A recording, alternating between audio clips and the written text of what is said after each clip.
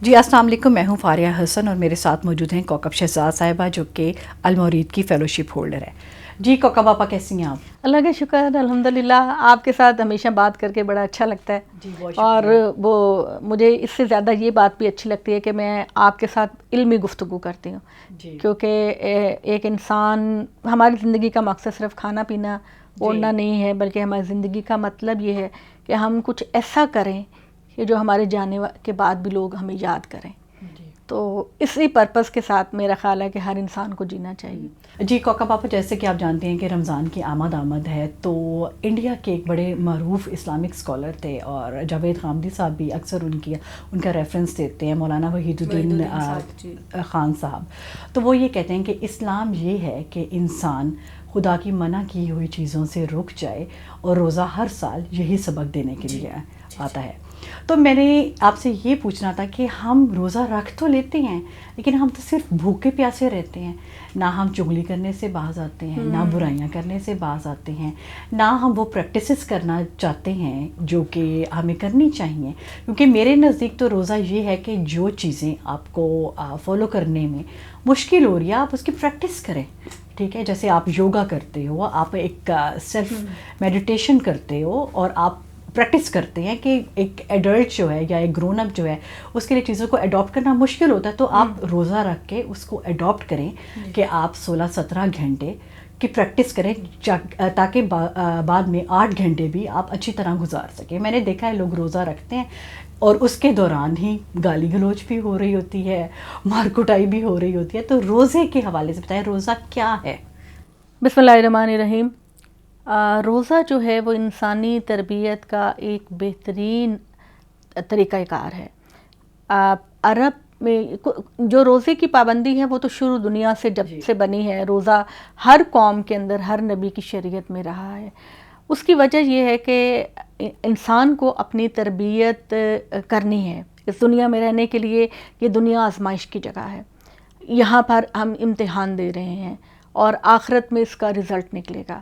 تو ہم دنیاوی کاموں میں لگ کر اتنے غافل ہو جاتے ہیں کہ ہمیں کم سے کم 1 مہینہ اپنی تربیت کو دینا چاہیے، اور یہ تربیت اللہ تعالیٰ نے ہمیں رکھی۔ عام طور پر آپ کسی آفس میں، کسی بینک میں کہیں کام کرتے ہیں تو وہ آفس والے اپنی ریفریشر کورسز کراتے ہیں اپنے لوگوں کو، نئی جو چیزیں، نئی ٹیکنالوجی جو آتی ہے اس کی تربیت کراتے ہیں، ورک شاپس ہوتی ہیں۔ تو یہ جو ہے نا، یہ ہماری تربیت کا ایک بہترین مظہر ہے۔ نبی صلی اللہ علیہ وسلم یہ فرمایا کرتے تھے کہ عرب کے لوگ بھی اسلام سے پہلے بھی روزے رکھا کرتے تھے، اور آپ کسی بھی کمیونٹی کے اندر دیکھتے ہیں تو روزہ کسی نہ کسی فارم میں موجود ہیں۔ ہندو لوگ بھی رکھتے ہیں، کرسچنز کے تو 40 ڈیز ان کا روزہ ہوتا ہے، بنی اسرائیل کا ہوتا ہے، اور یہ روزہ جو ہے یہ ہر صورت میں۔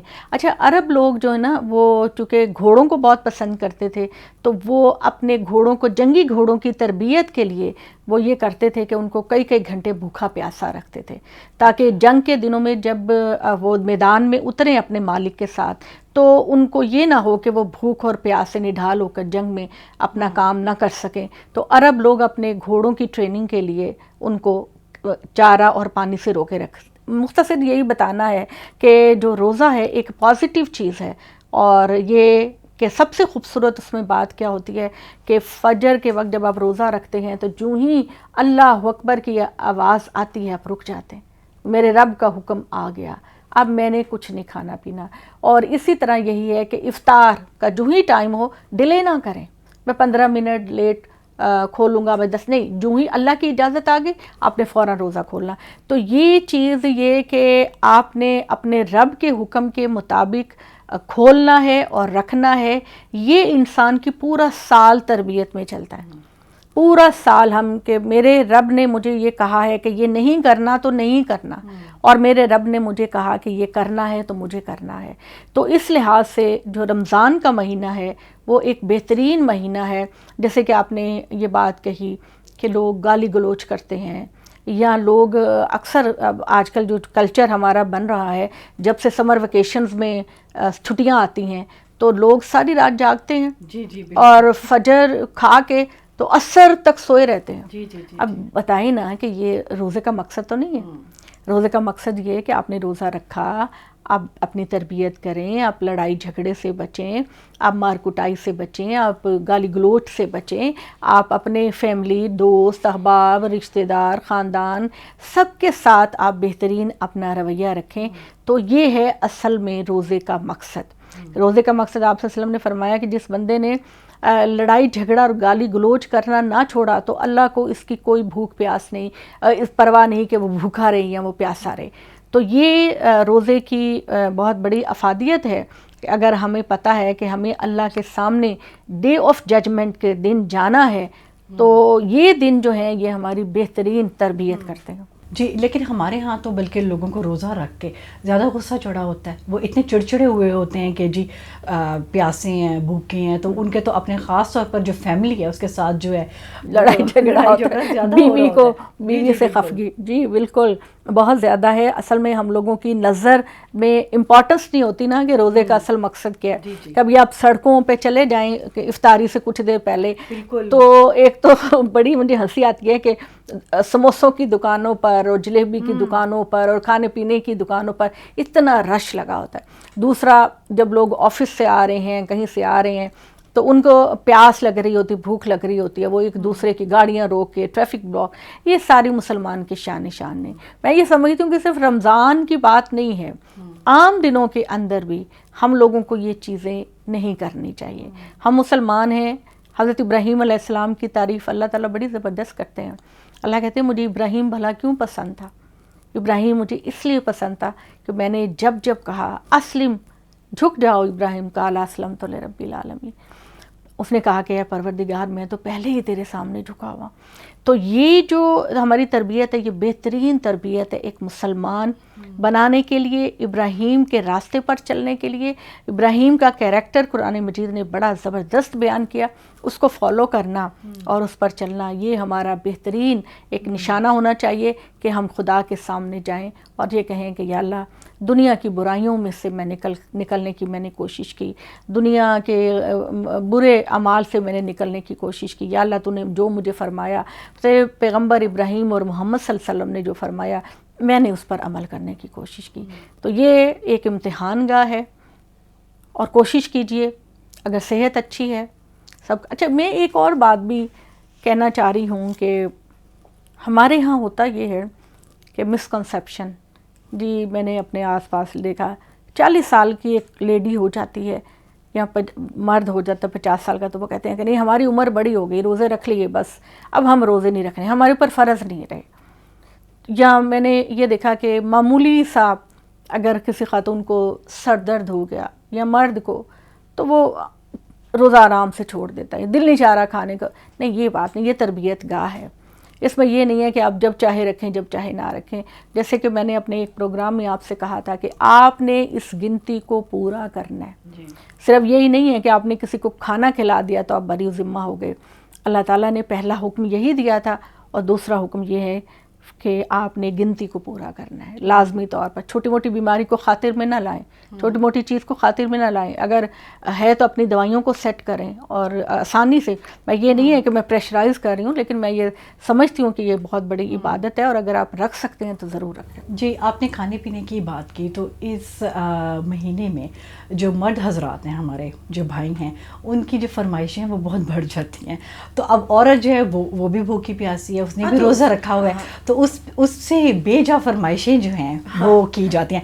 اس کے حوالے سے تھوڑا سا آپ ذرا تلقین کریں ہمارے مرد حضرات. ہاں میں یہ سمجھتی ہوں کہ چلیں ٹھیک ہے ایک مہینہ ذرا چٹخارے، اور ہم بھی چٹخارے لیتے ہیں. یہ تو نہیں ہے کہ ہم نہیں کھانا چاہتے، ہمارا بھی دل چاہتا ہے کہ دہی بلے ہو. دیکھیں نا وہ تو گرمی میں اتنی شوہر کو مدد کرنی چاہیے نا. جی بالکل شوہر کو مدد کرنی چاہیے. اگر دیکھیں نا عورت بیچاری صبح سے لگی ہے کام کری اور ہمارے روزے جو ہیں وہ گرمی میں ہی آ رہے ہیں ابھی. اور سحری کے وقت بھی دیکھیں کہ مرد حضرات بیٹھے ہوئے ہوتے ہیں اور خواتین کچن میں کام کریں.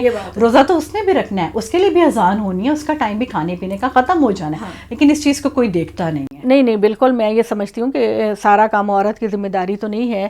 بچوں کو بھی چاہیے اگر ان کی فرمائشیں ہیں تو اپنی امی کے ساتھ کچھ ہاتھ بٹائیں, اور شوہر کو بھی چاہیے کہ اگر اس کی فرمائشیں ہیں تو عورت سارا دن کام کاج کیا ہے اس نے, تو یہ بات تو میں ان کو بالکل اپنے بھائیوں سے یا اپنے بچوں سے یہ کہوں گی کہ بھئی اپنی ماں کی ہیلپ کریں اور اس کو, تاکہ وہ پورا مہینہ صرف آپ کو روزے نہ رکھوائے بلکہ خود بھی رکھ سکے, تو ضرور اس کی ہیلپ کرنی چاہیے, کیوں نہیں. کوکا پاپا دنیا بات کرتی ہے انٹرمیٹنٹ فاسٹنگ کے حوالے سے, ٹھیک ہے, اس کے لیے ہم سب تیار ہیں 16 گھنٹے کے لیے, لیکن بڑی انفارچونیٹ سی بات ہے کہ ہم اپنے مذہب کی برانڈنگ نہیں کر سکے. ہم دنیا کو یہ بتا ہی نہیں سکے کہ یہ جو ہمارا 1 مہینے کا جو پیریڈ ہوتا ہے اس کو ہم کتنے اچھے طریقے سے یہ جو ہے وہ استعمال کر سکتے ہیں. تو آپ اس حوالے سے تھوڑا سا بتائیے کہ تاریخ کے پہلو کے حوالے سے رسول پاک صلی اللہ علیہ وسلم کا میڈیکل پوائنٹ آف ویو سے اس کے بارے میں کیا ان کے احادیث ہیں کہ روزہ صحت کے لیے کتنا مفید ہے. صحت کے لیے جہاں تک افادیت کی بات ہے وہ تو ظاہر ہے کہ نبی صلی اللہ علیہ وسلم نے بھی اس حوالے سے فرمایا, اور اللہ جو بھی ہمیں حکم دیتا ہے تو اگر آپ اس کا ایک پس منظر دیکھیں تو وہ روحانی طور کے علاوہ بھی دیکھا جائے تو ہمارے جسمانی طور پر بھی ہمارے بہت سارے فائدے ہوتے ہیں.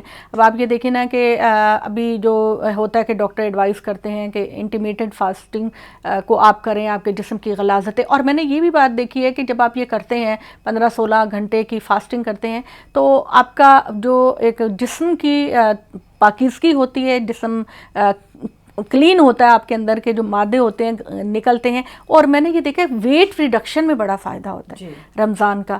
تو ڈیٹاکسیفائی, اور مطلب میں صرف یہ کہنا چاہوں ہم ہر چیز کو دنیا کی نظر سے کیوں دیکھیں, ہم آخرت کی نظر سے کیوں نہ دیکھیں. اللہ تعالیٰ نے کہا کہ بل توثرون الحیات الدنیا والآخرۃ خیر وابقیٰ. اب ڈاکٹر کہتے ہیں نماز پڑھیں, نماز بہترین ایکسرسائز ہے. آپ روزہ رکھیں, آپ کی باڈی صاف ہوتی ہے, غلاظت کے مادے نکلتے ہیں.